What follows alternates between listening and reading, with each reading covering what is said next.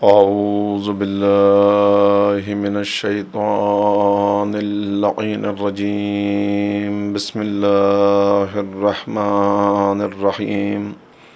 الحمد لله رب العالمين وبه نستعين وهو المعين، والصلاة والسلام على سيد الأنبياء والمرسلين، سیدنا و نبینا و شفیع ذنوبنا و طبیب قلوبنا بالقاسم محمد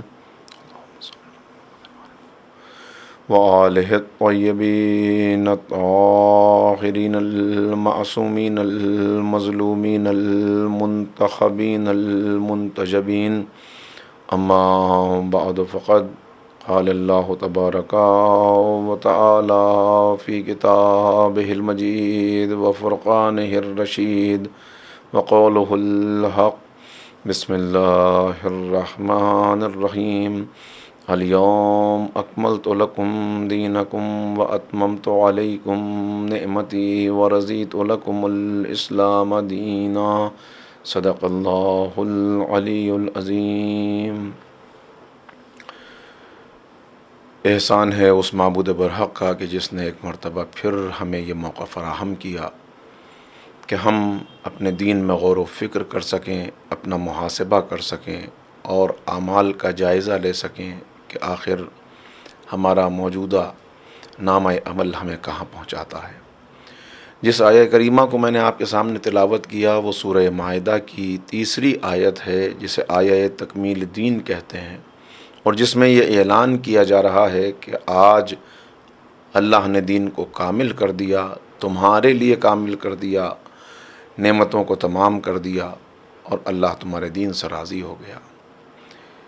اللہ کا بندوں پر بہت بڑا احسان ہے جس کا نام اسلام ہے، اور احسان کا تقاضا، احسان شناسی کا یہ ہوا کرتا ہے کہ انسان شکر گزار بن جائے، لیکن اس کے لیے پہلے معرفت ضروری ہے اس نعمت کی جس کا وہ شکر ادا کر رہا ہے. تو آئیے پہلے ہم یہ جاننے کی کوشش کریں کہ اسلام کہتے کسے ہیں، مسلمان نام کس کا ہے.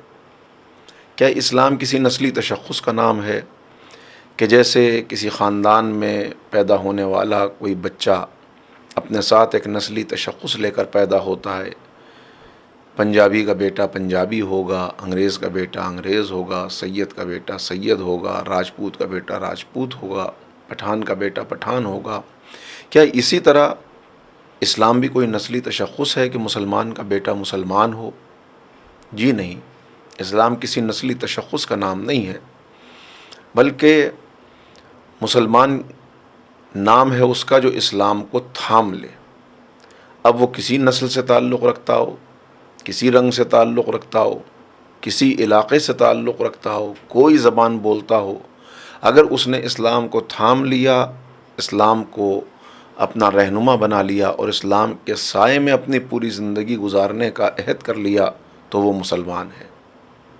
یعنی مسلمان ہونے کے لیے اسلام سے وابستہ ہونا، اسلام کو تھامے رہنا، اسلام کے مطابق زندگی بسر کرنا، اسلام کی تعلیمات سے روشناس ہونا، اور اسلام کیا ہے اس نعمت کو سمجھ کر اس کی معرفت حاصل کر کے شکر گزار بن جانا، اس کو مسلمان کہتے ہیں. کوئی جہالت میں مسلمان ہو یہ ممکن نہیں ہے. جہالت میں یہ ممکن ہے کہ انسان،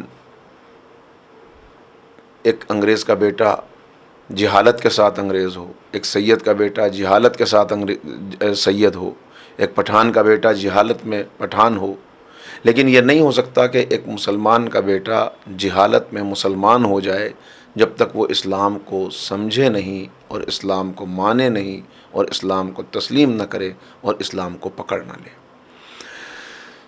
تو بات واضح ہوئی کہ کوئی انسان صرف ایک مسلمان کے گھر میں پیدا ہونے کی بنا پر مسلمان نہیں ہو سکتا، اس لیے کہ اسلام کسی نسلی تشخص کا نام نہیں ہے. اسلام اس وقت کسی کو ملے گا، کوئی مسلمان ہوگا جب اس کو علم حاصل ہو جائے۔ علم کس چیز کا، یہ ابھی آپ کی خدمت میں عرض کروں گا۔ اس سے پہلے اور ذرا سا متوجہ آپ کو کروں، کیا نام کی بنا پر کوئی مسلمان ہو سکتا ہے؟ اس کا نام عبداللہ ہے، اس کا نام ڈیوڈ ہے، یہ عبداللہ ہونے کی بنا پر مسلمان ہے اور وہ ڈیوڈ ہونے کی بنا پر غیر مسلم ہے، آیا یہ ممکن ہے؟ ہرگز یہ ممکن نہیں ہے، اس وقت تک کہ جب تک عبداللہ یہ جانتا نہ ہو کہ اسلام کہتے کسے ہیں، اسے اسلام کا علم نہ ہو۔ اور ذرا سا آگے بڑھیں، کیا لباس کی بنا پر کسی کو مسلمان کہا جا سکتا ہے؟ عبداللہ جو لباس پہنتا ہے تو سر کے اوپر ٹوپی پہنتا ہے، اور ڈیوڈ جو لباس پہنتا ہے اس کا لباس ایک دوسرے انداز کا ہے، تو اس بنا پر عبداللہ کو مسلمان کہا جائے؟ کیا اس بنا پہ عبداللہ کو مسلمان کہا جا سکتا ہے کہ وہ گلے میں تعویذ پہنتا ہے اور ڈیوڈ گلے میں کراس پہنتا ہے، اس لیے دونوں کے اندر فرق ہو جائے؟ کیا اس بنا پر عبداللہ کو مسلمان کہا جا سکتا ہے کہ عبداللہ کو لوگوں نے مسجد آتے جاتے ہوئے دیکھا ہے اور ڈیوڈ نے کبھی مسجد کا رخ نہیں کیا، اس لیے اس کو مسلمان کہہ دیا جائے؟ یہ ساری باتیں وہ ہیں کہ جنہیں عوام یہ سمجھ سکتے ہیں کہ ہاں یہ لباس مسلمانوں کا لباس ہے لہٰذا یہ مسلمان ہے، یہ تشخص مسلمانوں کا تشخص ہے کہ وہ گلے میں تعویذ پہنتے ہیں لہٰذا یہ مسلمان ہے، یہ مسلمانوں کی مسجد میں آمد و رفت ہوتی ہے اور یہ بھی جاتا ہے لہٰذا یہ مسلمان ہے۔ اسے دور کھڑے ہوئے لوگ، باہر کے لوگ جن کو معلوم نہ ہو کہ اسلام کہتے کسے ہیں، وہ اس کو مسلمان سمجھ سکتے ہیں، لیکن اسلام کے رہبر اور اسلام کی مقدس کتاب قرآن اگر اس کے مطابق آپ دیکھیں تو ان میں سے کوئی چیز انسان کو مسلمان نہیں بناتی اس وقت تک جب تک اس کو علم حاصل نہ ہو جائے۔ علم کس چیز کا؟ کس چیز کا علم؟ دیکھیے، ایک علم یہ ہوتا ہے کہ انسان جس علم میں آگے بڑھتا چلا جا رہا ہے اور جو علم سب کو حاصل ہے، جس علم کی طرف ہر انسان بڑھ جانا چاہتا ہے کہ اچھا لباس کیسے پہنا جائے، زمانے کے اعتبار سے نئے لباس کیسے ہوں، سفر جلدی طے کرنے کے لیے کیسے راستے اختیار کیے جائیں۔ تو ایک تو یہ علم ہے کہ فاصلے جلدی طے کرنے ہیں، چلو وہاں جانا ہے تو ٹرین سے چلے جاتے ہیں، نہیں اور زیادہ تیزی سے فاصلہ طے کرنا ہے تو ہوائی جہاز کا سہارا لے لیتے ہیں۔ کھانے کیسے عمدہ قسم کے بنائے جائیں، انسان نے یہ سفر طے کیا، غار کی زندگی سے لے کر آج شہر کی زندگی تک، اور اسٹون ایج سے لے کر کمپیوٹر ایج تک وہ پہنچ گیا۔ یہ علم ہی ہے جس نے اس کو یہاں تک پہنچایا۔ لیکن اس علم کو کہ لباس کیسا ہو، سفر کے وسائل کیسے ہوں، کھانے پینے کی چیزیں کیسی ہوں، اس کو اگر ایک لفظ میں بیان کیا جائے تو میں کہہ سکتا ہوں کہ یہ ضروریات زندگی کا علم ہے۔ اگر ضروریات زندگی کے علم کا جان لینا ہی انسان کو اس درجے تک پہنچا دے کہ اللہ کہہ دے کہ میں تجھ سے راضی ہو گیا، میں نے تجھ پر نعمتیں تمام کر دیں، تو پھر ضروریات زندگی کا علم تو ہر ایک کو حاصل ہو ہی جاتا ہے۔ لیکن یہ بھی غور کیجیے گا کہ ضروریات زندگی کا یہ علم ہم سے کہیں زیادہ حیوانوں کے اندر پایا جاتا ہے۔ وہ اپنی ضروریات کو پورا کرنے کے لیے اور زندگی کو گزارنے کے لیے یہ تمام مادی ضرورتیں، مادی وسائل کیسے حاصل کیے جائیں، اس میں شاید ہم سے کہیں آگے ہیں۔ ایک ہرن دوڑتا ہوا آتا ہے، دریا کے کنارے آ کر رک جاتا ہے، دریا کے کنارے آ کر رکتا ہے، پھر چھلانگ لگاتا ہے اور اس کے بعد چند لمحوں میں دریا کو عبور کر جاتا ہے۔ ایک ہاتھی آتا ہے، وہ رک جاتا ہے، پہلے اپنی سونڈ ڈال کر دریا کی گہرائی دیکھتا ہے، اس لیے کہ اسے معلوم ہے کہ وہ ڈوب جائے گا اگر پانی گہرا ہوا۔ کس نے ہرن کو یہ علم دے دیا اور کس نے ہاتھی کو یہ علم دے دیا کہ وہ رک جائے اپنی جگہ پر؟ چھوٹے چھوٹے کیڑے جن کو بعض دفعہ ہم نظر میں بھی نہیں لاتے، ان کا علم کس درجے کا ہے؟ یہ کیڑے کتنے ہیں؟ ہارورڈ یونیورسٹی کی اگر تحقیق کو تسلیم کیا جائے تو ان حشرات الارض کی، ان چھوٹے کیڑے مکوڑوں کی، انسیکٹس کی کتنی تعداد ہے جو اس دنیا میں پائی جاتی ہے، کہ اگر تمام کیڑے مکوڑوں کو ترازو کے ایک پلے میں رکھ لیا جائے اور تمام انسانوں کو ترازو کے دوسرے پلے میں رکھا جائے تو ان کیڑوں کی تعداد انسانوں کی تعداد سے 70 گنا زیادہ ہے، ان کا وزن 70 گنا زیادہ ہے۔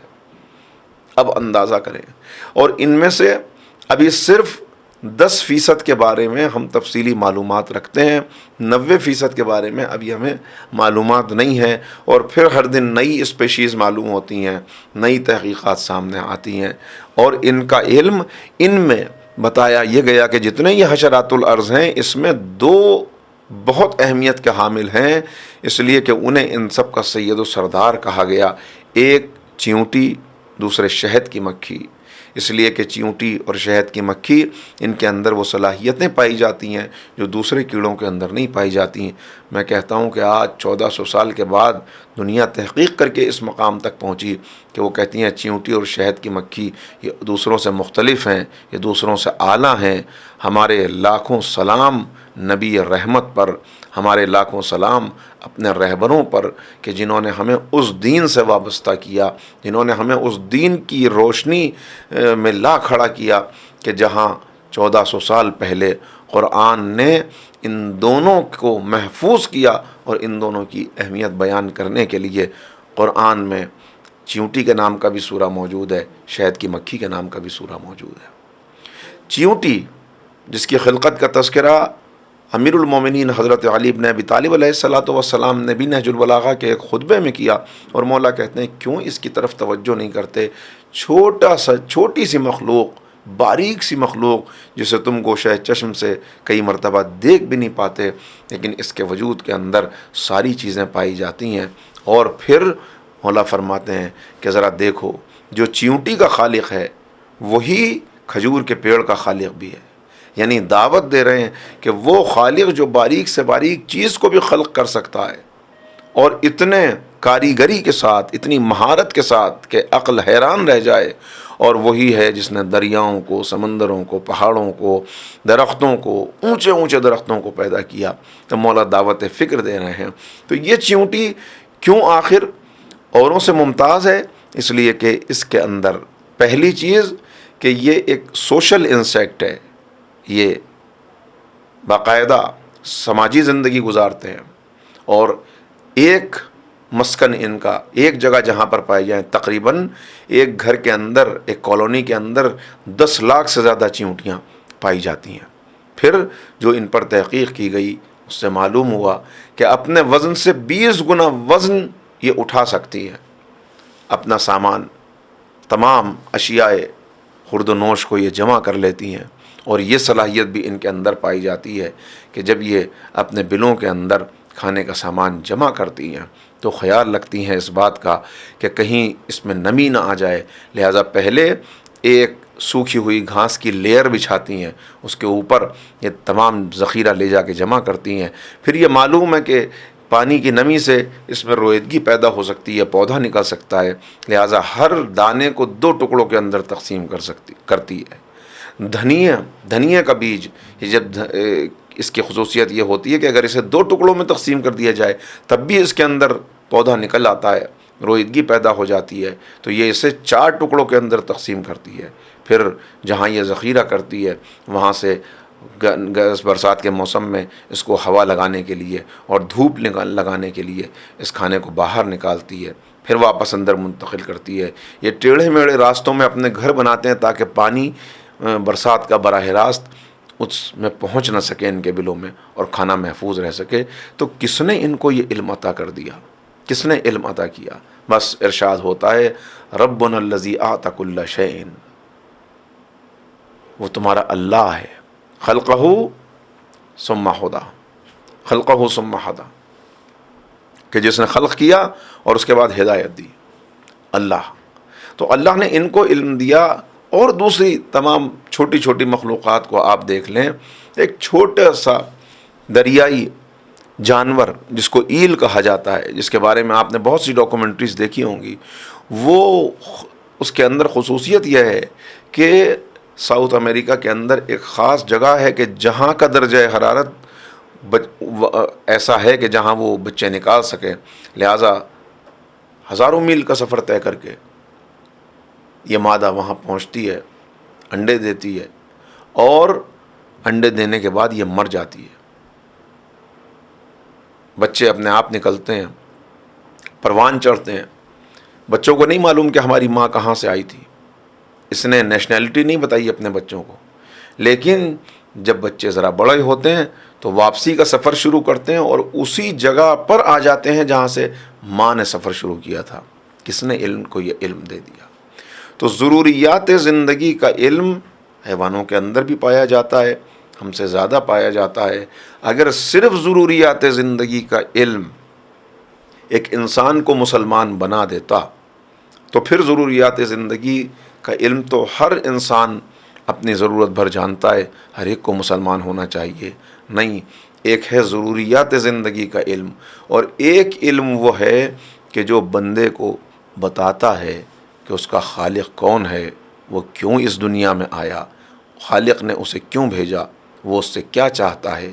یہی علم ہے جو حقیقی علم ہے، یہی علم ہے جو ایک انسان کو اگر حاصل ہو جائے تو وہ مسلمان بن جائے۔ یہ علم ایک روشنی کی طرح ہے کہ اس کو یہ علم مل گیا، گویا اس کو روشنی مل گئی۔ اب روشنی میں سفر کرنے والا عام طور پر منزل تک جلدی پہنچ جاتا ہے۔ اسی لیے معصوم سے کسی نے سوال کیا، امام جعفر صادق علیہ الصلاۃ والسلام سے کسی نے پوچھا، یا امام نے خود بیان فرمایا کہ تمہیں معلوم ہے کہ سب سے بڑا جھوٹا کون ہے؟ سب سے بڑا جھوٹا کون؟ کہا سب سے بڑا جھوٹا وہ ہے کہ جو دنیا کا سارا علم رکھتا ہو اور کہے کہ مجھ سے پوچھ لو، مجھ سے پوچھ لو، لوگ اس سے پوچھیں، ان کو جواب بھی دے، ان کو مطمئن بھی کر دے، لیکن جب اس سے پوچھا جائے تمہارا خالق کون ہے، تم سے کیا چاہتا ہے، کس طرح اس کو راضی کیا جائے، کن باتوں سے وہ ناراض ہو جاتا ہے، تو یہ کہے کہ یہ باتیں مجھے نہیں معلوم۔ تو امام نے کہا کہ وہ عالم ہونے کا دعویٰ کرنے والا سب سے بڑا جھوٹا ہے، اس لیے کہ دنیا کی ہر شے کا اس کو علم ہو، مگر یہ علم نہ ہو کہ جو انسان کو حقیقی کامیابی عطا کرتا ہے۔ تو یہ ہے حقیقی علم۔ یہ علم حاصل ہو گیا تو اب کسی بھی نسل سے تعلق رکھتا ہو، کسی بھی رنگ سے تعلق رکھتا ہو، کسی بھی علاقے سے تعلق رکھتا ہو، کسی بھی زبان کا بولنے والا ہو، اگر اس کو یہ علم حاصل ہو گیا تو اس کو روشنی مل گئی، روشنی مل گئی تو وہ مسلمان ہو گیا۔ اگر یہ علم اسے نہیں حاصل ہوا تو وہ مسلمان گھرانے میں رہتا رہے، مسلمانوں جیسا لباس پہنتا رہے، مسلمانوں جیسا حلیہ بنائے رکھے، مسجد میں دن رات آتا رہے، زبان پر تلاوتیں اس کی رہیں، لیکن اگر یہ علم اس کو نہیں حاصل ہوا، اگر یہ روشنی نہیں پہنچی تو لوگ اس کو مسلمان سمجھتے رہیں، مگر وہ مسلمان نہیں ہے۔ مسلمان نام ہے اس کا جسے یہ علم حاصل ہو جائے۔ اب کوئی روشنی لے کے اگر سفر کر رہا ہے تو یقیناً وہ منزل تک پہنچے گا، اور کوئی اندھیرے کا مسافر ہے تو اندھیرے کا چلنے والا بالکل گھپ اندھیرا ہے اور یہ بڑھتا چلا جا رہا ہے، کتنا ہی چوڑا راستہ ہو، لیکن چند قدم چلنے کے بعد، ممکن ہے کہ چند میل چلنے کے بعد یہ صحیح راستے سے ہٹ جائے گا، یہ پھسل جائے گا، عین ممکن ہے کہ کسی گڑھے کے اندر گر جائے، عین ممکن ہے کہ کوئی اور آ کے اس کا ہاتھ پکڑ لے اور وہ اس سے کہے چلو ہم تمہیں بتاتے ہیں سیدھا راستہ کون سا ہے، اور وہ اس کو ٹیڑھے راستے پر لے جائے اور یہ سمجھتا رہے کہ میں سیدھے راستے پر ہوں، جیسا کہ آج ہو رہا ہے کہ بہت سے مسلمان جوانوں کو گمراہ کر کے دہشت گردی کی راہ پر لگا دیا جاتا ہے، جبکہ انہیں معلوم ہی نہیں کہ اسلام کہتے کسے ہیں۔ وہ تو اندھیرے میں سفر کرنے والے ہیں جنہیں گمراہ کرنے والوں نے اپنا فائدہ حاصل کرنے کے لیے گمراہ کر کے راستے سے ہٹا دیا۔ اب خوریزی یہ کرتے ہیں، ظلم یہ کرتے ہیں، بدنام اسلام ہوتا ہے، اس لیے کہ یہ جانتے ہی نہیں کہ اسلام کیا ہے۔ تو روشنی جسے حاصل ہو جائے وہ مسلمان ہے، روشنی حاصل ہوگی تو اس کو راستہ نظر آئے گا۔ اب اسے یہ علم حاصل ہوگا میں کون ہوں، کہاں سے آیا ہوں، خالق کون ہے، کن باتوں سے وہ راضی ہوتا ہے، کن باتوں سے وہ ناراض ہوتا ہے، کیسے اس کو راضی کر لیا جائے، اس نے مجھے کیا مقصد زندگی دیا ہے، کیسے میں اس مقصد کی تکمیل کر سکتا ہوں۔ یہ ساری باتیں حاصل ہو گئیں تو اب اسے علم حاصل ہو گیا۔ تو کیا علم کا حاصل ہو جانا کافی ہے؟ یہ علم حاصل کہاں سے ہوگا؟ یہ علم حاصل ہوگا اسی سے کہ جس نے انسان کی پیاس سے پہلے پانی خلق کیا، بھوک سے پہلے کھانا خلق کیا، وہ کیسے ممکن ہے کہ کسی کو ہدایت کا محتاج بنائے اور پھر ہدایت کا انتظام نہ کرے؟ لہٰذا یہ علم، یہ روشنی ملے گی انہی ہستیوں سے کہ جسے اس نے رہبر بنا کر بھیجا، وہ انبیاء ہیں، مرسلین ہیں، ائمہ ہیں، وہ جنہیں اس تعلیمات دینے کے لیے بھیجا، اور وہ کتابیں ہیں کہ جو ہمیں علم دے سکتی ہیں، آسمانی کتابیں جس میں سارا خلاصہ جمع ہو گیا تعلیمات کا، وہ قرآن کریم ہے جو اب قیامت تک کے لیے معجزہ ہے، جو اب قیامت تک کے لیے ہدایت ہے۔ اچھا، علم حاصل ہو گیا انسان کو، روشنی مل گئی کسی کو، اب وہ روشنی لے کر کھڑا رہے ایک ہی جگہ کے اوپر تو کیا منزل تک پہنچ سکتا ہے؟ کہ نہیں، روشنی لے کے کھڑا رہنے والا منزل تک نہیں پہنچ سکتا، بلکہ روشنی لے کر منزل پر نظر رکھ کے قدم بڑھانے والا منزل تک پہنچ سکتا ہے۔ تو اب دوسری چیز سامنے آئی کہ سب سے پہلے جو میں نے آپ کی خدمت میں بات عرض کی، اسے پھر دہرائے دیتا ہوں کہ تمام انسان جناب آدم اور جناب حوا کی اولاد ہیں۔ واضح کر دیا گیا، انا خلقناکم من ذکر و انثی وجعلناکم شعوبا وقبائل لتعارفوا، ہم نے تمہیں تعارف کے لیے الگ الگ قبیلوں اور خاندانوں کے اندر پیدا کیا ہے، الگ الگ رنگ اور نسل عطا کیے ہیں، ورنہ تم سب ایک جوڑے سے پیدا کیے گئے، آدم اور حوا کی اولاد ہو۔ تو سب کے ہاتھ پاؤں ایک جیسے ہیں، سب اسی ہوا میں سانس لیتے ہیں، سب اسی پانی سے پیاس بجھاتے ہیں، بس فرق یہ ہے کہ جن کو روشنی مل گئی وہ مسلمان ہیں، اور جنہیں روشنی نہیں مل سکی ان کو کوشش کرنی چاہیے کہ انہیں بھی روشنی مل جائے تاکہ ان کو صحیح راستہ نظر آ جائے۔ بس اتنا فرق ہے۔ اب روشنی مل جائے تو روشنی لے کر کھڑے رہنے والا منزل تک نہیں پہنچ سکتا، بلکہ قدم بڑھانے والا منزل تک پہنچے گا۔ تو اب پتہ چلا کہ دو چیزیں حاصل ہو جانے کا نام اسلام کا مل جانا ہے اور ایک انسان کا مسلمان ہو جانا ہے۔ نمبر ایک علم، نمبر دو اس علم کے مطابق عمل کرنا، روشنی کا مل جانا اور روشنی کے مطابق اپنے سفر کو طے کرتے ہوئے منزل تک پہنچ جانا۔ روشنی مل گئی، کھڑا ہوا ہے اور زبان تک ساری باتیں ہیں تو کیا؟ وہ بات مجھے مثال یاد آئی کہ ایک اینیمل رائٹس کا درد رکھنے والے ایک حساس شخصیت، انہوں نے دیکھا کہ ایک شکاری ہے، وہ تمام پرندوں کو اپنے جال میں پکڑ لیتا ہے اور پھر ان کو پنجروں کے اندر بند کر کر کے بیچتا ہے، لوگ خریدتے ہیں۔ ان کو بڑا رحم آیا اور انہوں نے بہت سارے پرندے اس سے خرید لیے، بہت سارے طوطے تھے جو انہوں نے اس سے خریدے، اور اس کے بعد ان کو اپنے پاس لا کر رکھا، اچھا دانہ دیا اور ان کو سکھانا شروع کیا کہ شکاری اگر جال ڈالے تو شکاری کے جال میں نہیں پھنسنا، شکاری اگر لالچ دے تو شکاری کے لالچ میں نہ آنا، اگر یوں ہی دانہ پڑا ہوا دیکھو تو اس طرح اس دانے کی طرف نہ لپکنا کہ شکاری تم کو پکڑ لے۔ یہ سبق ان کو صبح شام دن رات ہر وقت رٹایا، اتنا رٹایا کہ یہ سبق ان کو رٹ گیا، اور اس کے بعد ان تمام پرندوں کو انہوں نے آزاد کر دیا۔ یہ سمجھے کہ میں نے ان کو سکھا دیا، اب یہ کبھی شکاری کے جال میں نہیں آئیں گے۔ لیکن چند ہی دن گزرے تھے کہ جب یہ پھر اس شکاری کے پاس پہنچے تو دیکھا وہی سارے پرندے اس نے پھر شکار کیے ہیں، جال میں پھنسے ہوئے ہیں، پنجروں میں بند ہیں، اور وہی بات کہہ رہے ہیں کہ شکاری کے جال میں نہ پھنسنا، شکاری کے لالچ میں نہ آنا۔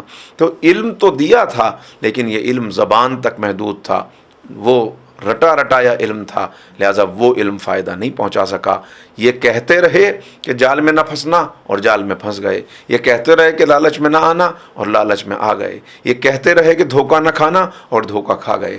بس بالکل اسی طرح اگر کسی نے یہ علم تو حاصل کر لیا، یعنی اس کو یہ تو معلوم ہو گیا، کون سا علم؟ وہ علم کہ جو اسے یہ بتائے کہ اللہ اور اس کے رسول کی مرضی کے بغیر، مرضی کے ساتھ راستہ کیسے طے کیا جائے۔ یہ ہے وہ علم، کیسے راستہ طے کیا جائے کہ ہم اس کی مرضی کے مطابق زندگی گزارتے ہوئے دنیا سے چلے جائیں۔ تو یہ علم تو معلوم ہو اور اس علم کو صرف زبان تک محدود رکھے اور رٹتا رہے، دن رات رٹتا رہے کہ میں ایک خالق کا ماننے والا ہوں، ایک آخرت ہے، اس نے جنت اور دوزخ بنائے ہیں، وہ ملائکہ کا خالق ہے، وہ انبیاء کا خالق ہے، وہ جنات کا خالق ہے، وہ دریاؤں کا خالق ہے، اس کا غضب ہر انسان کو ہلاک اور تباہ اور برباد کر دیتا ہے، خسارہ اٹھائے گا جو اس کے غضب کا شکار ہو گیا، اور راحت میں رہے گا، ہمیشہ ہمیشہ کی اس کو راحت اور آرام ملے گا جو اس کو راضی کر لے۔ یہ ساری باتیں کہتا رہے اور چلتا رہے اس راستے پر کہ جس کا اس علم سے کوئی تعلق نہیں، چلتا رہے اس راستے پر جو اس کے نافرمانوں کا راستہ ہے، تو یہ اس کو کبھی کامیاب نہیں کر سکتا۔ تو پہلی چیز ہے علم، دوسری چیز ہے اس علم کے مطابق عمل کرنا۔ اب اس علم کے مطابق کیسے عمل کرے انسان، اس کے لیے اس نے اپنے انبیاء و مرسلین کو بھیجا کہ جنہوں نے ہمیں آ کر بتایا، تعلیم دی۔ وہ سہارا لوں میں یہاں پر ایک مثال کا کہ ایک بستی کے اندر سب لوگ بیمار ہو گئے، تمام لوگ بیمار، جوان بیمار، بوڑھے بیمار، بچے بیمار، خواتین بیمار، مرد بیمار، عورتیں بیمار، کسان بیمار، مزدور بیمار، تاجر بیمار، سب بیمار۔ الگ الگ طرح کے امراض ہیں، کوئی جگر کے مرض میں مبتلا ہے، کوئی آنکھوں کی بینائی سے محروم ہے، کسی کو اسکن کی مختلف قسم کی جلد کی بیماریاں ہو گئی ہیں، کسی کو کھانا ہضم نہیں ہوتا، کوئی دل کا مریض ہو گیا۔ الگ الگ طرح کی بیماریاں ہیں اور ان بیماریوں میں سب مبتلا ہیں، پوری کی پوری بستی بیمار ہے۔ بستی والے یاد کرتے ہیں بزرگ، کبھی ہماری بستی بھی بڑی اچھی ہوا کرتی تھی، یہاں پر بھی کبھی صحت تھی، خوشحالی تھی، یہاں سب کچھ تھا، مگر آج دیکھو ہر طرف بیماری ہے، ہر طرف بیماری ہے۔ بادشاہ کو علم ہوتا ہے اس بستی کے بارے میں کہ اس بستی کے سارے لوگ بیمار ہو گئے ہیں، سخت اذیت میں ہیں، تو بادشاہ اپنے شاہی طبیب کو وہاں بھیجتا ہے کہ آپ جائیے اور ان سب کا علاج کیجئے۔ شاہی طبیب وہاں آتا ہے، سب کو جمع کرتا ہے، لوگ بڑے خوش ہوتے ہیں کہ بادشاہ کتنا مہربان ہے، اس نے ہمارے لیے شاہی طبیب کو بھیجا۔ اور جب شاہی طبیب آتا ہے تو سب اسے دیکھ کر خوش ہو جاتے ہیں، کتنے نورانی چہرے والا ہے، کتنا اچھا اس نے لباس پہنا ہے، کیسی علم کی ہیبت ہے جو اس کی شخصیت سے ظاہر ہو رہی ہے، یقیناً یہ بہت بڑا عالم ہے، یہ طبیب حاذق ہے، یہ بہت اچھا ہے۔ سب اس سے خوش ہو جاتے ہیں، احترام میں کوئی جھکتا ہے، کوئی اس سے مصافحہ کرنے کے لیے آگے بڑھتا ہے، کوئی اس کو دعا دے رہا ہے، کوئی اس کی تعریف کر رہا ہے۔ وہ کہتا ہے کہ اچھا رکو، ٹھہرو، ذرا مجھے یہ بتاؤ کہ تم لوگ غذا کون سی استعمال کرتے ہو؟ وہ کہتے ہیں ہم یہ غذائیں استعمال کرتے ہیں۔ تم پانی کون سا پیتے ہو؟ کہا ہم یہ والا پانی پیتے ہیں۔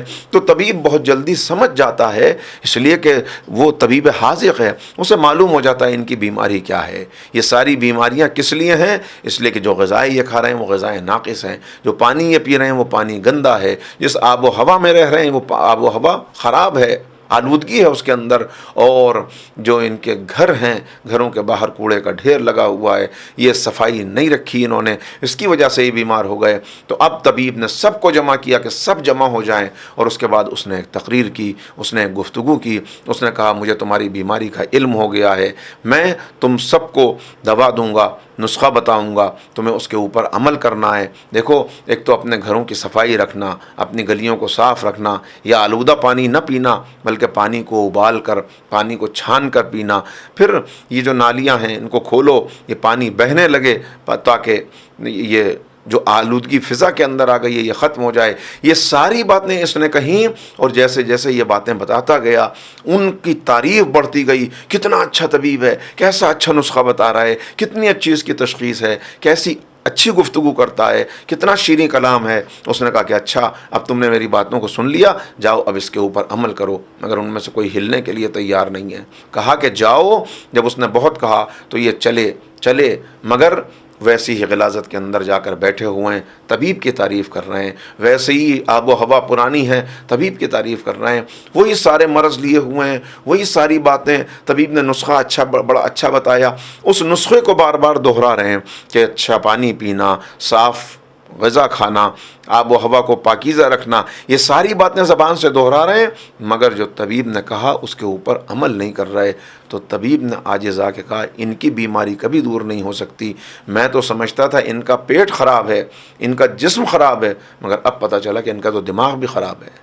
یہ عجیب لوگ ہیں، میری تعریف کر رہے ہیں، کیا میری تعریف کرنے سے ان کو خالی فائدہ حاصل ہو جائے گا؟ انہیں فائدہ اس وقت تک نہیں حاصل ہوگا جب تک یہ نسخے کے اوپر عمل نہ کریں۔ نسخے پہ عمل کرنے کو تیار نہیں، پرہیز کرنے کو تیار نہیں، میری بات سننے کو تیار نہیں، اور کہتے ہیں کہ بہت اچھا طبیب ہے، کہتے ہیں کہ بہت لاجواب انسان ہے۔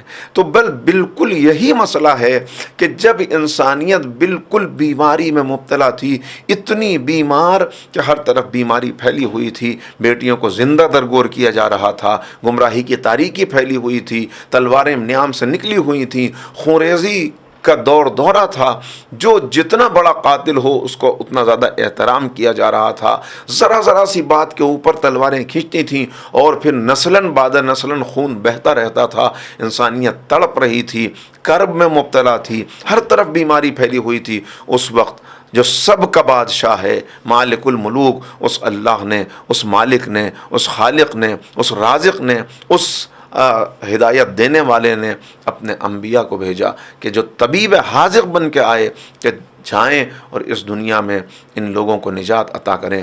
نجات عطا کی، اور جب یہ دور آیا، دور پیغمبر، تو سب سے زیادہ تاریکی، سب سے زیادہ بیماریاں تھیں۔ اس اندھیرے میں، اس تاریکی میں پیغمبر اکرم کو بھیجا گیا، نبی کریم آئے، آپ نے آ کر دعوت دی سب کو کہ میں تمہارا علاج کرنے کے لیے آیا ہوں۔ اور نہج البلاغہ میں جو امیر المومنین نے تعارف کرایا ہے، اگر اس کے مطابق دیکھیں تو مولا فرماتے ہیں کہ طبیب کیسا طبیب؟ وہ طبیب نہیں جو کہیں بیٹھ جائے کسی ہاسپٹل کے اندر جا کے، یا کوئی اپنا ہیلتھ سینٹر کھول کر اور انتظار کرتا رہے کہ لوگ آئیں، بلکہ وہ طبیب جو خود ہر ایک کے دروازے پر جا کے دستک دے، علاج کرا لو، علاج کرا لو، علاج کرا لو۔ ایسے طبیب کی صورت میں پیغمبر اکرم کو بھیجا، اور لوگ خوش ہوئے۔ کچھ دیر کے لیے پریشانی ہوئی، اس کے بعد لوگ خوش ہوئے، پھر آئے پیغمبر کے پاس جمع ہوئے، ہم اپنا علاج کرائیں گے، علاج کرائیں گے۔ علاج ہوا، مگر آج کی صورتحال بالکل اس بستی والوں جیسی ہے کہ اکثریت کا حال یہ ہے کہ وہ نبی کے دیے ہوئے نسخے یعنی قرآن کریم کو خوب تلاوت کر رہے ہیں، دعاؤں کو خوب پڑھ رہے ہیں، نبی کی احادیث خوب ان کی زبان پر ہیں، مگر جو نسخہ انہوں نے نجات کا بتایا، جو پرہیز انہوں نے بتایا، نہ اس نسخے پر عمل کرنے کے لیے تیار ہیں، نہ وہ دوا کھانے کے لیے تیار ہیں، نہ وہ پرہیز کرنے کے لیے تیار ہیں۔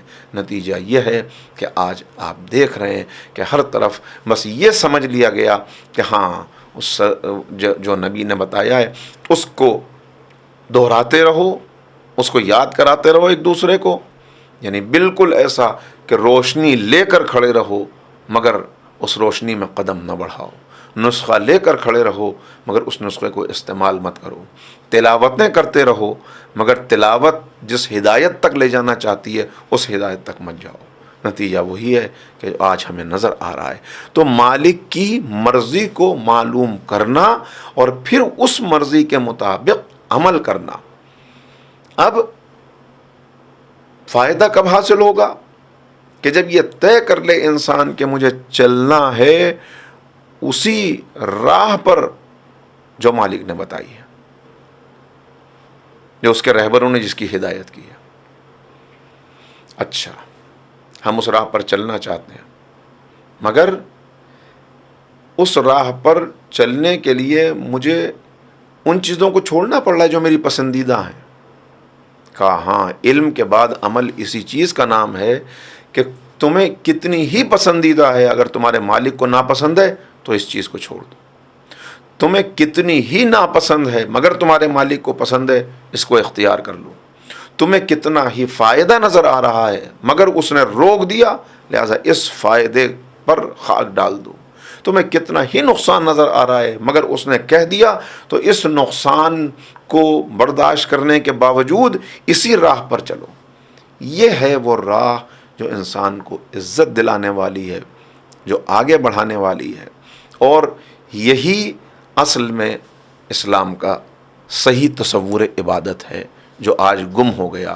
انشاءاللہ اسی تصور عبادت پر ہم آگے بھی گفتگو کو جاری رکھیں گے تاکہ بات واضح ہوتی رہے، مگر اصل مسئلہ وہی۔ اچھا، طبیب، اب یہاں پہ آ کے ایک سوال پیدا ہوتا ہے اور بعض لوگ اعتراض کرتے ہیں اور کہتے ہیں کہ آپ کہتے ہیں پیغمبر اکرم طبیب بن کے آئے، طبیب حاذق، اتر کر ہرا سے سوئے قوم آیا اور ایک نسخہ کیمیا ساتھ لایا۔ تو نسخہ کیمیا لے کر آئے، لیکن ہمیں تو یہ نظر آتا ہے۔ اب دشمنان اسلام کی طرف سے جو اعتراضات ہیں وہ اعتراض کہ صاحب اگر پیغمبر طبیب ہیں تو پھر یہ تاریخ میں علی کی ذوالفقار کیا ہے، یہ تلوار کیا ہے جو ہمیں بار بار نظر آتی ہے۔ تو دیکھیے طبیب بھی دو طرح کے ہوتے ہیں۔ آپ نے دیکھا، آپ گئے ایک طبیب کے پاس، بتایا بیماری، اس نے نبض دیکھی، کچھ ٹیسٹ کرائے، آنکھیں دیکھی، ٹارچ کا منہ کھولیے، منہ دیکھا، اور اس کے بعد اس نے کچھ دوائیں دے دی، کہنے لگے یہ دوائیں کھائیے گا اور یہ چیزیں کچھ دن استعمال نہ کیجیے گا، آپ ٹھیک ہو جائیں گے بالکل۔ لیکن اس کے برعکس آپ گئے، آپ نے کہا ذرا میری انگلی میں دیکھیے کیا ہو گیا ہے، اس نے انگلی میں دیکھا اور اس کے بعد اس نے کہا کہ ارے یہ تو گینگرین ہو گیا ہے، یہ تو بڑی خطرناک بیماری ہے، اس کا علاج میرے پاس نہیں ہے۔ اس نے ریفر کر دیا سرجن کی طرف، کہا کہ آپ سرجن کے پاس جائیے اور فوراً چلے جائیے، اس لیے کہ جتنا جتنا یہ بڑھتا چلا جائے گا اتنا، ابھی تو یہ ایک انگلی بیکار ہوئی ہے، اگر یہ بیماری آگے بڑھی تو آپ کا پورا ہاتھ بیکار ہو جائے گا اور پھر پورے جسم کو خطرہ لاحق ہو سکتا ہے۔ سرجن کے پاس گیا، سرجن نے دیکھا، اس نے کہا بھائی تمہارے جسم کو بچانے کے لیے اس انگلی کو کاٹنا پڑے گا، یہ انگلی کٹے گی تو تمہارا ہاتھ محفوظ رہ سکتا ہے، اور اگر کچھ دیر کی تو پھر انگلی نہیں ہاتھ کو کاٹنا پڑے گا، اس لیے بہتر یہ ہے کہ جلدی سے جلدی عمل جراحت ہو، یہ انگلی کٹے تاکہ تمہارا جسم محفوظ رہ سکے۔ بس عزیزو، اگر یہ مثال واضح ہو گئی ہو تو اب سمجھ لیجئے، معاشرے کے اندر کچھ ایسے بیمار پائے جاتے ہیں کہ جن کا علاج دوا سے ممکن ہے، کچھ ایسے مریض پائے جاتے ہیں کہ وہ اگر معاشرے کے اندر رہیں تو آہستہ آہستہ پورا معاشرہ تباہ و برباد ہو جائے۔ جیسے ایک سرجن انگلی کو کاٹ کے الگ کر دیتا ہے، ایک باغباں ان شاخوں کو کاٹ دیتا ہے جو درخت کے پھلنے پھولنے میں رکاوٹ پیدا کریں، ایک کسان ان پودوں کو اکھاڑ دیتا ہے جو فصل میں رکاوٹ پیدا کریں، اسی طرح مولا کائنات کی ذوالفقار ہے، اسی طرح اسلام کی تلوار ہے کہ جب پورے معاشرے کو خطرہ لاحق ہو جائے تو جیسے بدن سے بعض اعضاء کا کاٹنا ضروری ہو جاتا ہے، ایسے ہی معاشرے سے کچھ فاسد لوگوں کو الگ کرنا تاکہ پورا معاشرہ اور پورا سماج محفوظ رہ سکے وہ ضروری ہو جاتا ہے۔ تو یہ مولا کائنات کی ذوالفقار نہیں ہے، یہ ایک سرجن کا آلہ جراحت ہے جو علاج کرے گا تاکہ پورا معاشرہ محفوظ ہو سکے۔ اسی لیے اس تلوار کا چلنا عبادت ہے، اسی لیے کہا گیا کہ علی کی ایک ضربت عبادت ثقلین سے وزنی ہے، ضربت علی یوم الخندق افضل من عبادت الثقلین۔ کیوں؟ اس لیے کہ یہ کوئی ایسی تلوار نہیں ہے جو جنگ میں چلنے والی تلوار، بلکہ میں نے عرض کیا کہ یہ اللہ کی مرضی سے اللہ کے بندوں پر ایک مزید احسان اور مہربانی کہ ایسے بندے جو شیطان کے نمائندے بن چکے ہوں، جو پورے معاشرے کو تباہ کر رہے ہوں۔ تو اب جیسے پولیس کا محکمہ ہوتا ہے کہ اگر کوئی کرمنل ہے، ہر ملک اور ہر قانون اور ہر معاشرے کے اندر ایسے انتظامات کیے جاتے ہیں۔ یہ محکمہ اسی لیے قائم کیا گیا کہ اگر کوئی کرمنل معاشرے کے اندر ہے جو 100 لوگوں کی زندگی کے لیے خطرہ بن سکتا ہے تو بہتر ہے کہ اس ایک کو الگ کر کے جیل میں ڈال دو تاکہ باقی لوگ محفوظ رہ سکیں۔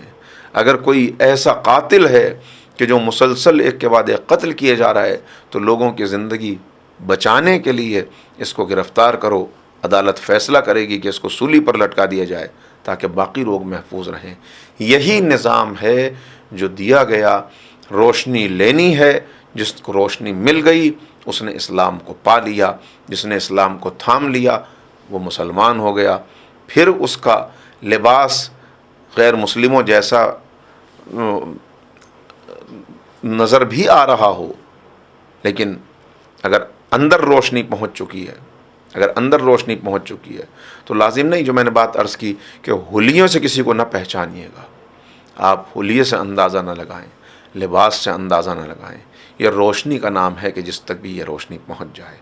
پھر کوئی سی زبان بولنے والا ہو، کوئی سے علاقے میں رہنے والا ہو، کسی ماں باپ کا بیٹا ہو، بس یہ روشنی ملے گی تو پھر وہ آگے بڑھے گا، اور جیسے ہی یہ روشنی ملے گی تو پھر وہ اس روشنی کو پھیلانے کا جذبہ اس کے اندر پیدا ہو جائے گا۔ آنے والا امام جعفر صادق علیہ الصلاۃ والسلام کی خدمت میں آتا ہے، مولا میں نے اسلام کی روشنی کو پا لیا، میں مسلمان ہو گیا ہوں تحقیق کر کے، مگر میرے والدین وہ اسلام نہیں لائے، وہ اپنے پرانے مذہب پر باقی ہیں، میں ان کے ساتھ کیسے تعلقات رکھوں؟ مجھے انہی کے پاس رہنا پڑتا ہے، انہی کے ساتھ کھانا پڑتا ہے، وہ ضعیف ہیں، اب میرا عقیدہ الگ ہے ان کا الگ، میرا عمل الگ ہے ان کا عمل الگ، تو میرے لیے کیا حکم ہے؟ امام نے کہا کہ جب تک وہ تجھے کسی حرام کی دعوت نہ دیں اس وقت تک تو ان کے ساتھ ہی کھانا پینا رکھ سکتا ہے، انہی کے ساتھ رہ، ان کا حق تیرے اوپر ہے اور اس حق کو پہچان۔ اور اب جب وہ حقوق امام نے بتائے تو اسے حیرت ہوئی کہ میں تو دور تاریکی میں بھی جب مجھے ان حقوق سے واقف نہ تھا، یہ کیسے حقوق ہیں جو اسلام نے دیے؟ اور جب اس کے مطابق آ کے اس نے اپنے گھر میں زندگی بسر کرنا شروع کی، والدین نے یہ دیکھا، ارے تم ہماری خدمت کرنے لگے اس انداز سے، پہلے تو نہیں کیا کرتے تھے۔ کہا پہلے مجھے معلوم نہیں تھا، اب میں نے اسلام قبول کیا، اور جو اسلام میں نے قبول کیا اس کی تعلیمات یہ ہیں، وَقَضَىٰ رَبُّكَ أَلَّا تَعْبُدُوا إِلَّا إِيَّاهُ وَبِالْوَالِدَيْنِ إِحْسَانًا، کہ اللہ کی عبادت ہوگی، تیرے رب کا فیصلہ ہے کہ عبادت اللہ کی ہوگی، اور والدین کے ساتھ نیکی، والدین کے ساتھ حسن سلوک۔ اب جو اس کا یہ انداز دیکھا، والدین نے کہا یہ کون سا دین ہے، یہ کون سا مذہب ہے کہ جس نے راتوں رات تمہیں اتنا تبدیل کر دیا کہ کل تک ہماری آواز نہ سننے والے آج ہماری خدمت میں مصروف ہو، ہمیں بتاؤ تاکہ ہم بھی اس دین کو اختیار کر لیں۔ تو اسلام کی روشنی جب آئے گی تو وہ روشنی اگر واقعاً اس کو اسلام مل گیا، روشنی پھیلے گی، لوگ اس کی طرف متوجہ ہوں گے۔ یاد رکھیے گا کہ قدر و قیمت کسی کی بھی اگر اسلام کی نظر میں ہے، جو بات شروع میں نے عرض کی کہ سب ایک ماں باپ کی اولاد ہیں، میں ایک مثال کے ذریعے بات کو واضح کروں تاکہ سب تک پہنچ جائے۔ آپ بازار میں گئے ایک بوٹل لینے کے لیے، وہ بوٹل آپ نے دیکھی، بھائی کتنے کی ہے؟ خالی شیشی چاہیے، کہا صاحب 10 روپے کی ہے۔ 10 روپے کی شیشی آپ نے لی، چلے، تبھی آپ کی نظر دکان پہ پڑی، ارے یہی شیشی یہاں پہ بھی موجود ہے۔ آپ نے کہا بھائی اس کی کیا قیمت ہے؟ کہا 100 روپے۔ ارے بھائی یہ شیشی میں 10 روپے کی لے کے آیا ہوں۔ تو اس نے مسکرا کے کہا کہ آپ نے دیکھا نہیں، آپ کے پاس جو شیشی ہے وہ خالی ہے، اس میں دیکھیے۔ دیکھا تو اس میں دودھ ہے، اسی شیشی کے اندر دودھ آ گیا، اس کی قیمت 100 روپے ہو گئی۔ اور ذرا سا آگے بڑھے، اسی بوٹل کے اندر شہد آ گیا، اس کی قیمت 1000 روپے ہو گئی۔ اور ذرا سا آگے بڑھے، آپ نے دیکھا اسی شیشی کے اندر عطر رکھا ہوا ہے، تو اب اس کی قیمت اور زیادہ بڑھ گئی۔ تو شیشی کی قیمت بڑھتی چلی جاتی ہے جو کچھ اس کے اندر موجود ہو، اسی طرح انسان کی قیمت بڑھتی چلی جاتی ہے جو کچھ اس جسم کے اندر صفات موجود ہوں، اندر کی شخصیت جیسی ہو۔ اس جسم کی قدر و قیمت کسی کو کالی رنگت عطا کی گئی، کسی کو گوری رنگت عطا کی گئی، کوئی کسی علاقے میں پیدا ہوا، کوئی کسی دوسرے علاقے میں پیدا ہوا، عرب ہے، عجم ہے، انگریز ہے، اردو بولنے والے ہیں، ہر ایک اللہ کا بندہ ہے، جناب آدم کی اولاد ہے۔ قدر و قیمت ہے، جیسے جیسے شیشی کے اندر بھری ہوئی شے بدلتی چلی جائے گی، اس کی قیمت کے اعتبار سے شیشی بھی قیمتی ہوتی چلی جائے گی۔ پھر اتفاق سے آپ پہنچے اور آپ نے دیکھا کہ ایک لیبورٹری کے اندر وہی شیشی رکھی ہوئی ہے۔ آپ نے کہا بھائی اس کی کیا قیمت ہے؟ کہنے لگے اس کی کیا قیمت، لے جائیے ایسے ہی اٹھا کے، ہمیں تو اس کو اٹھانے کے بھی پیسے دینے پڑیں گے۔ ارے میں نے 10 روپے کی لی، وہاں 100 روپے کی تھی، اس کے بعد 1000 کی دیکھی، اس کے بعد اور زیادہ قیمت کی دیکھی، آپ کہہ رہے ہیں کوئی قیمت نہیں ہے اس کی، لے جائیے اٹھا کر۔ آخر ایسا کیوں؟ کہا اس لیے کہ اس کے اندر ایک پیشنٹ یورین کا سیمپل لایا تھا ٹیسٹ کرانے کے لیے، تو اب اس کا ٹیسٹ تو ہو گیا، یہ شیشی اب کس کام کی؟ اس کے اندر نجاست تھی۔ تو بس یہ دیکھا آپ نے کہ ایک اس کی اصل قیمت ہے، اصل قیمت سے بھی وہ گھٹ گئی جب اس کے اندر نجاست آ گئی، اصل قیمت سے وہ بڑھتی چلی گئی جیسے جیسے اس کے اندر کی شے تبدیل ہوتی چلی گئی۔ اسی طرح سب جناب آدم و حوا کی اولاد ہیں، اگر اندر کی شخصیت یعنی انسانی صفات بڑھتی چلی جائیں گی تو قیمت بڑھتی چلی جائے گی۔ کوئی 9 درجے کا ایمان والا ہوگا، کوئی 10 درجے کا ایمان والا ہوگا، کوئی اس سے بھی بلند ہوگا، درجہ بڑھتا چلا جائے گا جیسے جیسے اندر کی شخصیت اور اندر کی صفات بڑھتی چلی جائیں۔ اور پھر کوئی ایسا بھی ہوگا کہ قرآن کریم آواز دے گا لقد خلقنا الانسان فی احسن تقویم ثم رددناہ اسفل سافلین، ہم نے اس کو احسن تقویم پر پیدا کیا، لیکن جب یہ گرنے پہ آیا تو پست ہوا، وہاں بوٹل کے اندر یورین آ گیا تو اس کی قیمت اصل سے بھی گھٹ گئی، اب وہ بالکل بے قیمتی ہو گئی، اس کو پھینکنا پڑے گا۔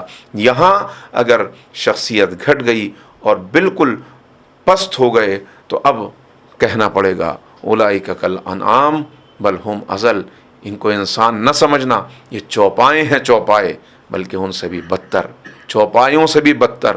یہ چوپایوں سے بدتر کیوں کہا؟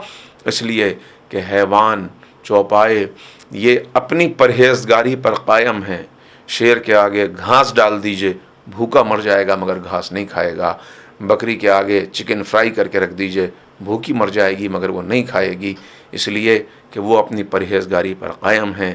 یہ انسان اگر پست ہونے پر آئے تو پھر حیوانوں سے بھی بدتر ہو جاتا ہے، اندر کی شخصیت جتنی قیمتی ہوتی چلی جائے اتنا یہ بلند ہوتا چلا جائے گا۔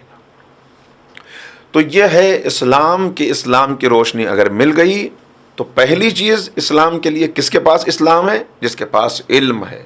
کس چیز کا علم؟ مجھے بھیجا کس نے، اس دنیا میں خلق کس نے کیا، خالق کون ہے، وہ کن باتوں سے ناراض ہوتا ہے، کن باتوں سے راضی ہوتا ہے۔ یہ علم حاصل ہو جانا کافی نہیں، اس کے بعد اس علم کے اوپر عمل، کہ اب روشنی ملی ہے تو منزل کی طرف رواں ہو جاؤ، قدم بڑھاؤ۔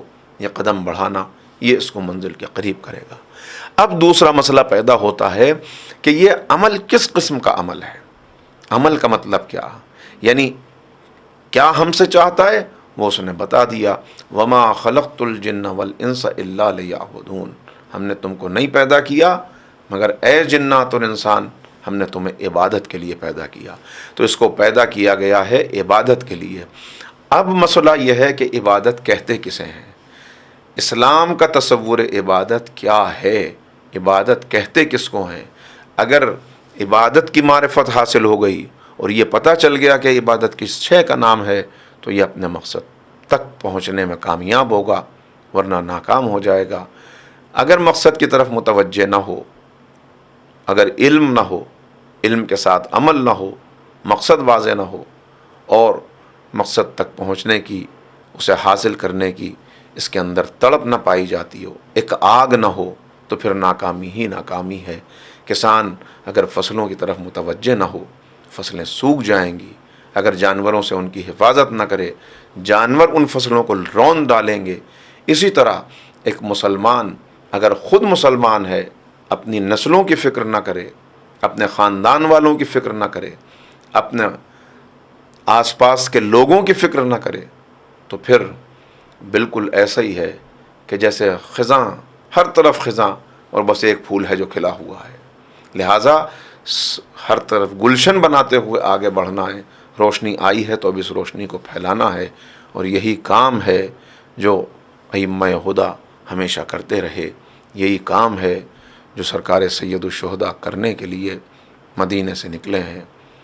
وطن کا چھوڑنا آسان کام نہیں ہے، لیکن کیسے وطن چھوڑا، کیسے وطن چھوڑا۔ روایات بتاتی ہیں آسان نہیں تھا۔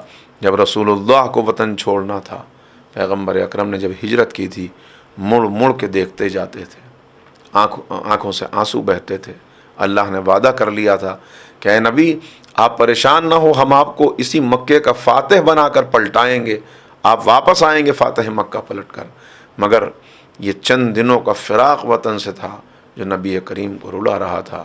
پھر وہ نواسا جسے معلوم ہے کہ اب پلٹ کے نہیں آنا، جسے معلوم ہے کہ اب یہ وطن ہمیشہ کے لیے چھوٹ رہا ہے۔ کون سا وطن چھوٹ رہا ہے؟ جہاں نانا کا روزہ ہے، جہاں اماں کی قبر ہے، جہاں بھائی کا مزار ہے۔ کون سا وطن چھوٹ رہا ہے؟ جہاں حسین کا بچپنا گزرا ہے۔ یہ وہی وطن ہے کہ جس کی گلیوں میں کبھی نانا نے دوش پر سوار کیا ہے، کبھی مسجد میں سجدے کو طول دیا ہے۔ یہ وہی وطن ہے کہ جس کا ذرہ ذرہ حسین کا دامن کھینچ رہا ہے۔ لیکن چونکہ اسلام کی روشنی کو پھیلانا ہے، چونکہ لوگوں کو بھولا ہوا سبق یاد دلانا ہے، لہٰذا وطن کا چھوڑنا، اس قربانی کو دینے کے لیے سید الشہداء آمادہ ہیں۔ جس طرح ہر طرف شور ہے کہ حسین واقعی چلے جائیں گے، کیا روح مدینہ رخصت ہو جائے گی؟ لوگ سوال کر رہے ہیں کہ حسین کہاں ہیں؟ پتہ چلا کہ نواسہ نانا کی قبر پہ آخری رخصت ہو گیا ہے۔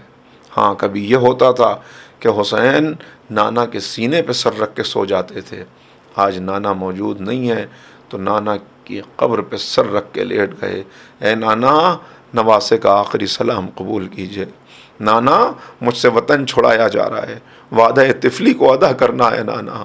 رخصت ہو کے چلے، چند قدم چلے، پھر مڑ کے دیکھا، دوڑ کے پھر واپس گئے، جا کے قبر رسول سے لپٹ گئے، پھر رخصت ہوئے، پھر قبر رسول سے لپٹ گئے، کئی مرتبہ یہی عمل کیا، اور پھر روتی ہوئی آنکھوں سے آگے بڑھے، ماں کی تربت پہ آئے، اماں اے حسین کو چکیاں پیس کر پالنے والی اماں، آپ کا حسین جا رہا ہے۔ اچھا اماں خدا حافظ، چلنے لگے۔ ہاں، تنہا نہیں ہے، عباس جیسا بھائی ساتھ ہے، علی اکبر جیسا فرزند ساتھ ہے، قاسم جیسا بھتیجا، اونو محمد جیسے بھانجے، بھرا ہوا گھر ہے جو لے کر جا رہے ہیں۔ اماں سے رخصت ہوئے، میر انیس نے نقشہ کھینچا، کہتے ہیں کہ جب رخصت ہونے لگے تو آواز آئی، اے حسین میرے عباس سے کہو کہ وہ بھی مجھ سے رخصت ہو لے، وہ بھی اپنی ماں کو آخری سلام کرے۔ عباس آئے، میر انیس نے نقشہ کھینچا کہ آ کے عباس نے سر رکھ دیا پائی نے مزار، آئی زہرا کی صدا میں تیری غربت کے نثار، اپنے پیاروں کے برابر میں تجھے کرتی ہوں پیار، دھیان بھائی کی حفاظت کرے اے دلدار، کوئی غربت میں اسے مار نہ ڈالے بیٹا، میرا شبیر ہے اب تیرے حوالے بیٹا۔ قافلہ چلا، جناب زینب نے ساری تیاریاں کی ہیں، رات بھر جاگ کے تیاریاں ہوئی ہیں، ایک ایک چیز کا جائزہ لیا گیا، کوئی چیز چھوٹ نہ جائے۔ وہ تبرکات انبیاء والا صندوق رکھ لینا، نانا کا امامہ رکھ لینا، بابا کی قبر رکھ لینا، علی اصغر کا گہوارہ رکھ لینا۔ اے بی بی ساری تیاریاں کر رہی ہیں، دست ادب جوڑ کے عرض کروں، اے بی بی ہو سکے تو 2-4 کفن بھی ساتھ رکھ لیجئے۔ عجب نہیں کہ زینب جواب دیں، میں غافل نہیں ہوں، مگر مجھے معلوم ہے کربلا میں کفن کام نہ آئے گا، بلکہ جلتی ہوئی ریت پہ میرے بھائی کا لاشا پڑا ہوگا، نہ بدن پہ لباس ہوگا نہ سر ہوگا، سر نو کے نیزہ پہ چڑھ کے نیزہ پہ چڑھا کے سر کو شام تک لے جایا جائے گا، اور جلتی ہوئی ریتی پہ لاشا بے سر رہ جائے گا۔ ہاں زادارو، یہی تو وجہ ہے کہ جب قافلہ رخصت ہو رہا تھا مدینہ سے تو جناب زینب کی نظر پڑی، دیکھا سید سجاد کا چہرہ متغیر ہے، آواز دی میرے لال اپنے آپ کو سنبھالو، مگر سجاد متوجہ نہ ہوئے۔ زینب نے دیکھا کہیں ایسا نہ ہو کہ جسم سے روح نکل جائے۔ حفاظت امام کے لیے جانتے ہیں کیا کیا؟ اپنے آپ کو کھڑے ہوئے ناقے سے گرا دیا۔ سید سجاد نے دیکھا، دوڑ کے آئے، پھوپھی اماں یہ کیا کیا؟ کہ میرے لال خود کو سنبھالو۔ ایک جملہ کہا، اے پھوپھی اماں وہ بیٹا کیسے صبر کرے جس کے باپ کا لاشا جلتی ہوئی ریتی پہ پڑا ہو؟ اے پھوپھی اماں ذرا دیکھیے تو صحیح کیسی مصیبت ہے، انہوں نے اپنے نجس کشتوں کو تو دفن کر دیا، اور فاطمہ کا لال آغوش رسالت کا پلا ہوا، جلتی ریتی پہ لاشا۔ سیعلم الذین ظلموا